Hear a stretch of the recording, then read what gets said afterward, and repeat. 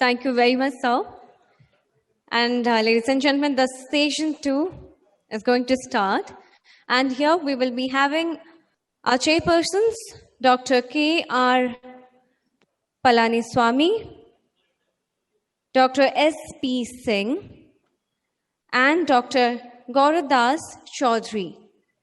The dignitary who is going to join on these conversations with the WEO, ACG, and AHG presidents and our organizing chairman, Dr. T. Nageshwar Reddy. Can we have a huge round of applause and let's welcome him on the dais. And we will have the session 2 on the topic Avadhanam. So before I should move on and hand over the session 2 to Dr. Reddy, I'd like to tell something about Avadhanam. Actually, it is performed by a Avadhani. One of the many individuals asking questions is called Prachaka, means the questioner. The Avadhani should answer them in the form of a poem. It involves the partial improvisation of the poem using specific themes, meters, forms, or words. The true purpose of an Avadhanam event is showcasing through entertainment of superior mastery of cognitive capabilities in multiple modes of intelligence, literature, poetry, music, mathematical calculations, puzzle solving, etc. It can be considered as the divided attention at the highest level of attention, and it refers to the ability to respond simultaneously to multiple task demands. So I'd like to hand over now to Dr. Nageshwar Reddy to kindly make the conversation with all our presidents who are joining us virtually. Thank you. Thank you very much. First of all, let me tell you what an honor and privilege it is to be here on this stage to share with some of the greatest gastroenterologists and endoscopists in the world, in our country. This is a very loose program, so we won't have too much science in this, but it's going to be art of gastroenterology and endoscopy, which I think is more important. And as a start, I'd like to introduce, actually reintroduce some of our endoscopy leaders. With me is Dr. S.P. Singh. I think S.P. is very well known to all the audience here. He's been a president of several societies, I think, Gastroenterology, Liver Society, State Societies, and so many other societies. So he's the president's president. Then we have Palaniswamy also on the stage there with us in Chennai. I don't know whether GC has joined us, but Palani also has been the president of the Indian Society of Gastroenterology, a leader in this part of the country who will be joining us. But we'll have 3 indeed world leaders who will be there with us. In fact, as I said, it's a real privilege for our society to have all of them together. And to start with Klaus Magna, Klaus has been already introduced to you briefly. He's the president of the American Society of Gastrointestinal Endoscopy. And you can see from his accent that he's not originally an American, but he was actually a German who came to US and then enlightened the society there. So Klaus, thank you very much. He's also the chief of interventional endoscopy of Tacoma General Hospital. And we had a very nice talk, very thoughtful talk on COVID from him. We also have David Greenwald. David Greenwald is the president of the American College of Gastroenterology. David has been extremely active in organizing the endoscopy services. In fact, he conducts a very important endoscopy workshop. It's the New York Endoscopy Society's NYSG workshop, which probably is the most popular workshop in US. And I had an opportunity to be there once, and it's extremely well organized, live demonstrations and talks and all going on. We have David, of course, has been a center of this COVID problem in New York, so he'll help us with some of the things there. And finally, we have my friend Fabian Emura. Fabian is not only the president of the World Endoscopy, he was the past president of the Colombian Endoscopy. He's partly Japanese, not only by his looks, by his habit also. He's very meticulous, like every Japanese are, expert in endoscopic ESDs and so on. He's been a great president of the World Endoscopy Organization. In fact, he's, of course, the professor of medicine and gastroenterology at Bogota. I actually call him the king of Colombia because he seems to control the whole Latin American endoscopy scene. So thank you, Fabian, for being with us. So this is going to be a little lighter conversation. My two colleagues from India, Palani and SP, will be adding on. But as I said, it's not too much of a science. So let me start first by saying that as endoscopists, we are a bit like American footballers. We want to be on the ground. We want to be active there, brushing with each other. Sometimes, having this after conference drink together or eating together and so on. So this period of COVID has made us very lonely, all of us sticking to our rooms there, doing these virtual meetings and so on. So I'll start by asking Klaus that how did he, the depression of this era that came on, how did he overcome it? I know you're running ASG, which is a very important function for you and takes a lot of responsibility. But I'm sure there were moments of loneliness. There's moments where you wanted to reach out to people. How did you overcome that? Probably many of us here would like to know that. Well, I thank you, Nagi, for the question. And before I answer it quickly, I want to tell the audience that it's a great honor to be on the virtual stage with you. The ASGE has at its highest honor what's called the Rudolf V. Schindler Award, which is only given out once a year. Every year, and this year Dr. Reddy is the recipient of our highest honor. So it is, in turn, my honor to be with you. Thank you today. Thank you for this question also, and you're right. We often in these conferences like to talk about techniques and technology and all the new and sexy things we do in GI endoscopy, and we tend to forget the human aspects of it. I don't know that I can say that I felt too lonely over the last year for reasons you mentioned. It's been a very busy year for ASGE. We have as our mission to help our members in their own practices, and we very quickly got very busy to provide guidance documents together with Dave Greenwald and other colleagues. And so it's been a challenging year. For me personally, since you asked, what grounds me and really provides my foundation is my family. So being able to go back in the evening to my wife and my two children, and not be sitting in our respective rooms, but sit together in the kitchen and talk about the challenges of the day has been my therapy, if you will, related to the stressors and maybe occasionally the sense of loneliness. And I think, again, this is important for all of us to do. Suicide rates in our country here have skyrocketed over the last 12 months because of some of the stressors that people feel. And I think one way to combat that is for all of us to get together, be it virtual, be it in person, and be talking about these issues. Thank you, Umar. So David, I know you have been in New York in the center of this raging pandemic. In fact, we have already had two talks earlier by Amrita and Mark telling us what happened there and how you overcame that, how the gastroenterology services overcame that. Do you have any personal stories? Because I'm seeing so many patients there. At least in the TV here, you see CNN or BBC, they'll show you a number of patients, morgues, not enough space in the hospitals and so on. I'm sure you went through some of this, and being a leader in the field, you had many difficulties to overcome. What were your experiences during this very difficult period? Yeah, thank you, Nagi. And let me again reiterate what Klaus said, that it's an honor to be on this stage with you, albeit virtually. Nagi and I have had the pleasure of interacting in that New York course that he talked about a number of years ago, and I was in Kochi about 18 months ago also. So it's just an absolute honor to be part of this meeting, and congratulations again to the organizers.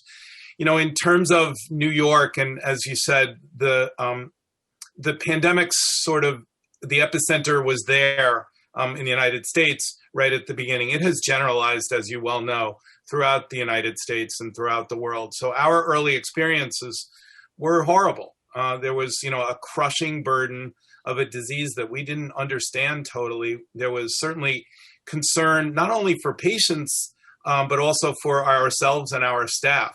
It was really unknown right at the beginning what we were getting ourselves into. We were very fortunate to partner with the international world, or our international colleagues in Wuhan, for example. The ACG quickly set up meetings with leaders in Wuhan, and then ultimately also with leaders in Italy. Ali Rapici was very giving of his time, set up seminars in New York, so we could learn very quickly what was going on in other parts of the world. One of the important lessons we learned was that personal protective equipment appeared to be paramount in terms of keeping us safe.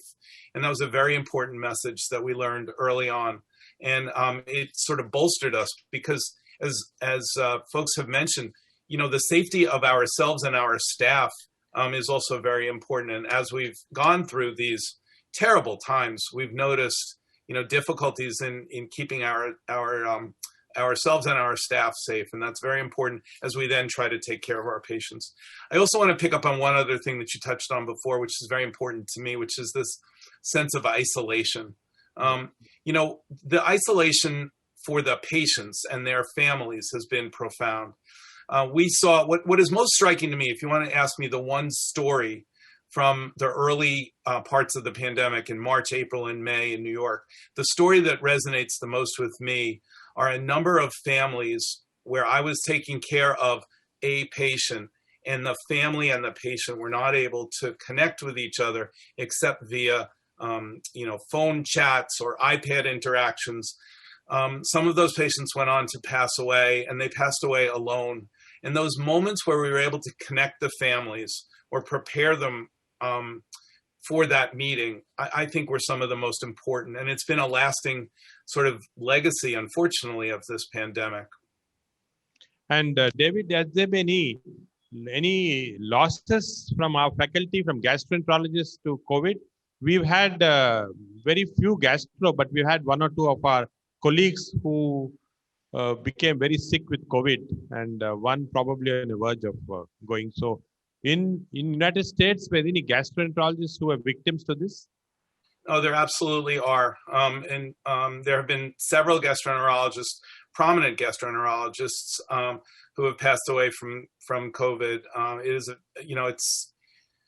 It's horrifying. Not only, and then our colleagues, our staff, the endoscopy nurses, the endoscopy technicians, all of the folks who are involved in keeping our endoscopy centers going, environmental services personnel, all of those folks have been impacted by this, and we've lost many of those folks as well, and their families. And as Klaus said, the importance of family at this time, can't be overestimated. So we have seen a horrible toll. There are over 400,000 in the United States who have now passed away, obviously many more worldwide. And this impact of this will be felt, for decades to come. Thank you, David. And Fabian, I think there's a good point that Klaus made, that this gives us more time for our families. Earlier, we used to go very late in the night, come back very early. I know Fabian runs a very busy clinic, so he's probably doing that. And I think this gives you more time to be with Noria and your wonderful child.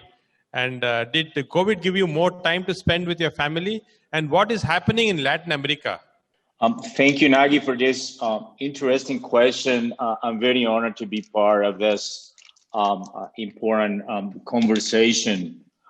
Yes, definitely. One of the good things that I did last year was obviously to thank for the lockdowns, stay at home. And there is another thing that you perhaps don't know. Nori and I, we had our second baby last September. And that been that was quite challenging time for us as a family, because in March, was the first trimester for Nori, and that was quite challenging family situation for us.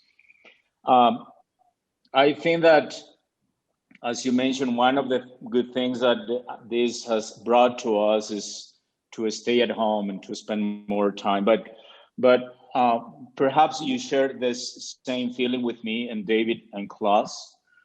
We did many more conferences than ever last year. We participated in more congresses ever. We represent our societies worldwide. And interestingly, from my side, my paper production and my team just increased. And this is a very, important point, because looking at the numbers of gastrointestinal endoscopy, for example, in May, there was an increase of 150% of submissions. That means that, Klaus already mentioned this, that we are very resilient people. As a gastroenterologist, I think we've been prepared for many years. And I think many of us has taken this in the good way, that, taking the good things that pandemic has brought to us. In relation to your second question, here in Latin America, I think that situation is critical still, maybe as it is in the US. Major players like Mexico, Brazil, Colombia, and Chile, we are facing the second peak now. And in some countries, as in Colombia, the second peak looks higher than the first. We've been locked down from weeks now. And certainly, I don't think this year will be much different to us. In spite that vaccination has already started in many countries. Here in Latam, it seems that we're going to start vaccination in a month later or two. We still don't know about that. But as Klaus mentioned, and the terrific talk, we don't know actually how many months we're going to be protected. It could be 4 months, 6 months. We still don't know. So my feeling, as a very personal feeling, I don't know if you share this with me, but perhaps we won't be never same again. And there are many good things that it has brought to us: telemedicine, teleendoscopy, virtual conference, education transition, more research opportunities, more family sharing time. So I think that my vision is quite a little bit perhaps different, in the sense that I'm trying to take the best of this, and I think things won't change much compared to what we are facing today in the next few months. Thank you, Nagi, for the opportunity. Thank you, Fabian. Of course, just to tell our the 3 international presidents that we have an auditorium full here, and probably every Indian endoscopist listening to this very informal personal conversations that they're telling us. But we also have the distilled wisdom of 3 Indian past presidents of gastroenterology. Dr. Palani Swami is there. I can see him. Dr. G. Chowdhury and Dr. S.P. Singh with me. Palani, what has been your experience in this period?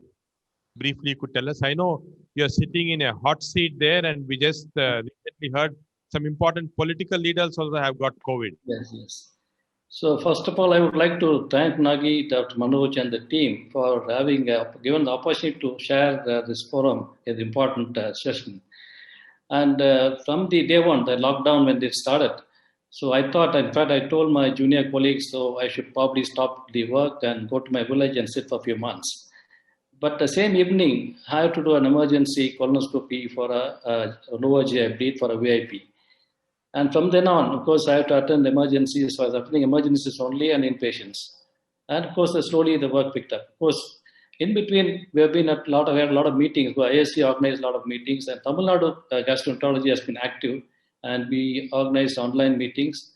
And also we have held patient interaction programs for the IBD to just surprise them and what importance and how they should sort of keep themselves during this sort of difficult time. And apart from this, the academic activities, I was traveling. I didn't stop my travel. I was traveling to my village and to mountain every month. Used to spend a week and then get back. And of course, spend more time with the family too. Thank you, Palni. So, other end of the spectrum or other side of the country, we have G. Chowdhury.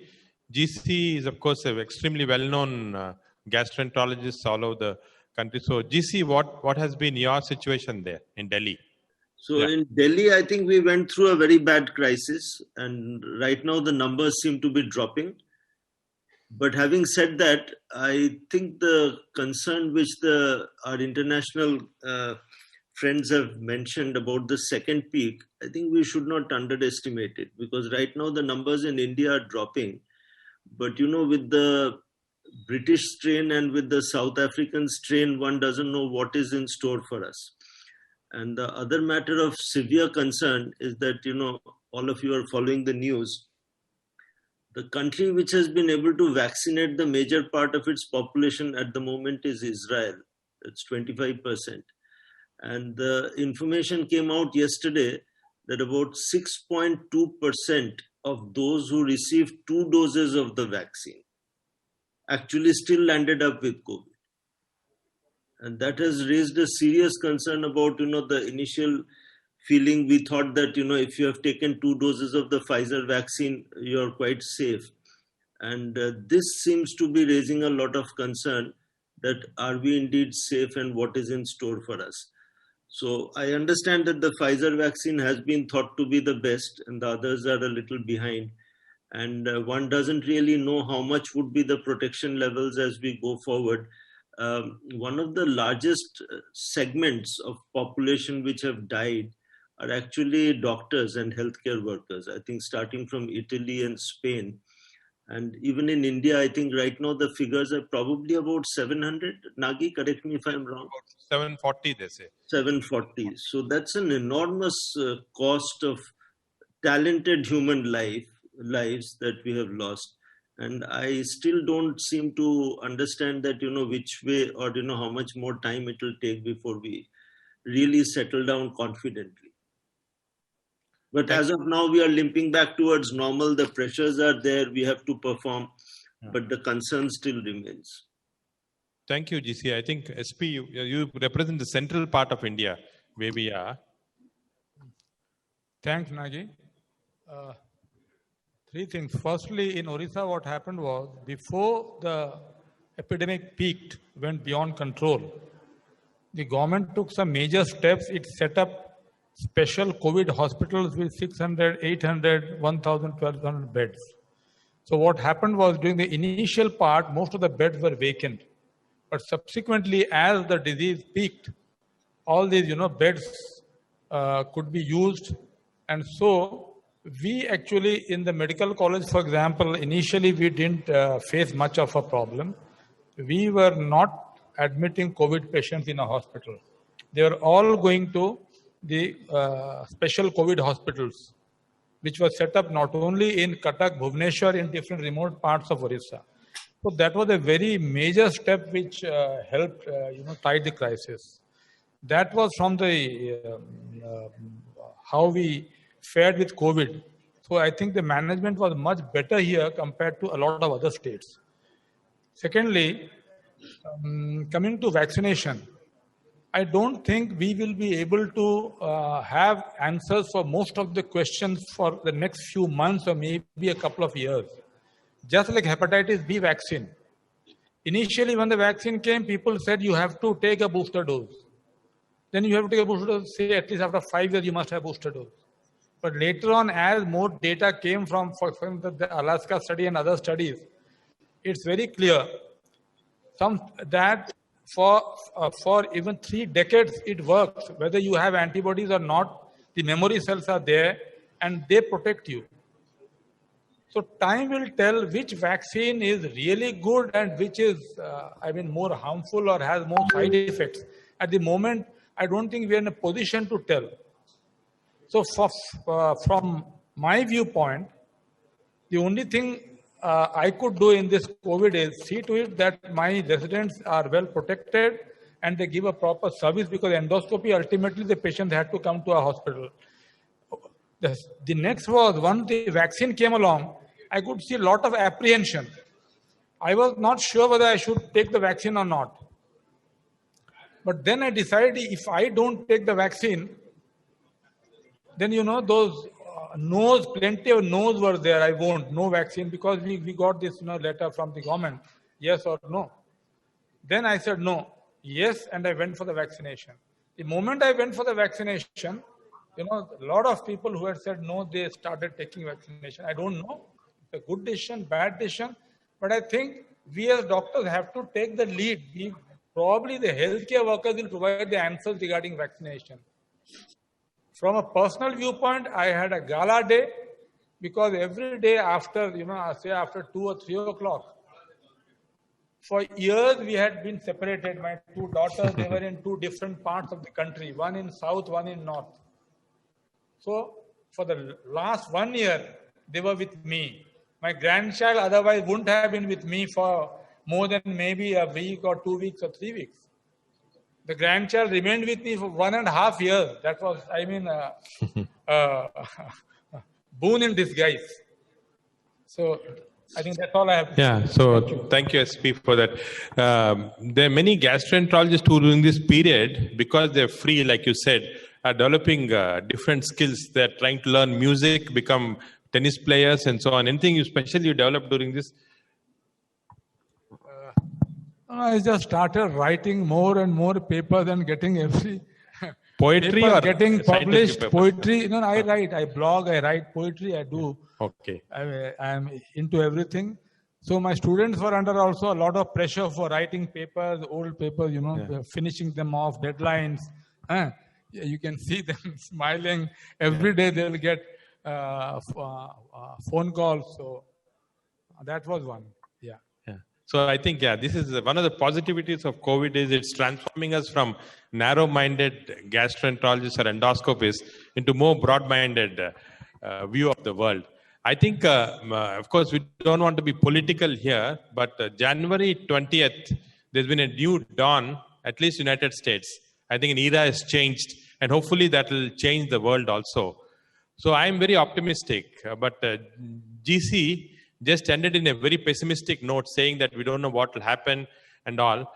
Anthony Fauci, the famous American doctor, said that at least by the fall, we'll come back to normality. I know Klaus doesn't agree too much with that, so we'll ask the opinion of our international guests when normality will come back, so that we can start meeting again. We can call you to India for these conferences, and you can enjoy the Indian hospitality. Yes, thank you. So tomorrow, then, if that's what it takes for us to come and visit with you all, then hopefully it'll happen soon. And by the way, I picked up guitar playing, which I hadn't done for 20 years. So it may not all be positive. When you ask my children and my wife about my fumbling efforts to try to make music, I'm not sure they agree that the pandemic did a good thing to our family. Seriously, Nagi, this is a very good question. Of course, the person who, as I said briefly in my talk, who discovered the first SARS-CoV virus, Christian Drosten, who is sort of the lead expert currently in Germany on the current pandemic, has recently opined that he believes this new coronavirus will eventually take its place among the other coronaviruses as a common cold virus in terms of, still causing infections, but once there's broad immunity in the world's population, it might not cause the same very severe disease. So we're hoping for that to happen. I do not believe that we're going to get back to anything resembling normalcy within the next 6 or 12 months. So I think it'll take beyond this year for us to get to some semblance of normalcy. But I'm optimistic that we'll get there. Thank you, Klaus. David? Yeah, I am optimistic. So thank you for mentioning January 20th, the change in administrations, and it was absolutely refreshing to see Dr. Fauci on the back doing daily briefings in the United States again and talking about science and saying that he felt now empowered to talk about the science. And I think it's the science that will drive, all of this. So, I'm optimistic about the vaccine. I think the early trial data was very encouraging, both in terms of efficacy, both the two that are under emergency use authorization in the United States, over 95% effective, and a really good side effect profile. The issues that you're all mentioning, about escape variants and vaccine hesitancy are real issues. And so it's certainly going to take some time. I think we as a world community can join together. The United States is fortunate to have the resources maybe to develop vaccines that can be used worldwide. I think other countries in the world can join into this effort because it truly is a worldwide pandemic. In some of my American College of Gastroenterology writings, I've been able to, and I was able during the pandemic to write some more as well, although my family would tell you that although I was with them more, they've never seen me work harder. Because of all of the communication needs that were there. But resiliency has been sort of the main word. We saw our colleagues who were all gastroenterologists, you asked about that early part in New York, turn into internists, to go into intensive care units, to do things that they had never done before. And I think the same will be true as we come out of this pandemic now. We're finding ways to do things that we didn't know we could do before. And we will, in a very resilient way, as a community of gastroenterologists, come back and we will meet again. I just don't know exactly when. Thank you, David. Thank you very much. And Fabian, finally, briefly, your prediction, the South American wisdom, when this is going to end. Nagi, my personal thinking about this is that I'm very optimistic, as Dr. Fauci has mentioned, that perhaps things will change in the middle of the year. But I also believe that things that we have incorporated in our daily life last year won't disappear at all. Specifically, I think that teleendoscopy won't go on. Virtual conference will remain for sort of time. The education in endoscopy, the measures that we have adopted will still remain. So I believe that good things, and again, I think that many good things happened to all of us last year. And I think that good things won't go on or won't disappear. On the other hand, I think for this year, I think my status level as a frequent flyer person, I think will be reduced as perhaps as you, but my family points as a member of my family group will increase. That means that I believe that I will be at home many hours instead of flying this year. Thank you. Thank you, Fabian. I think we come to an end of this session.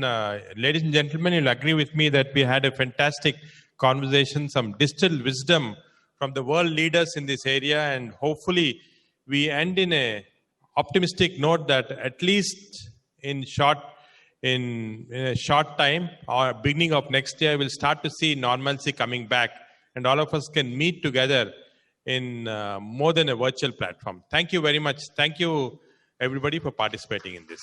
Thank you. Thank you.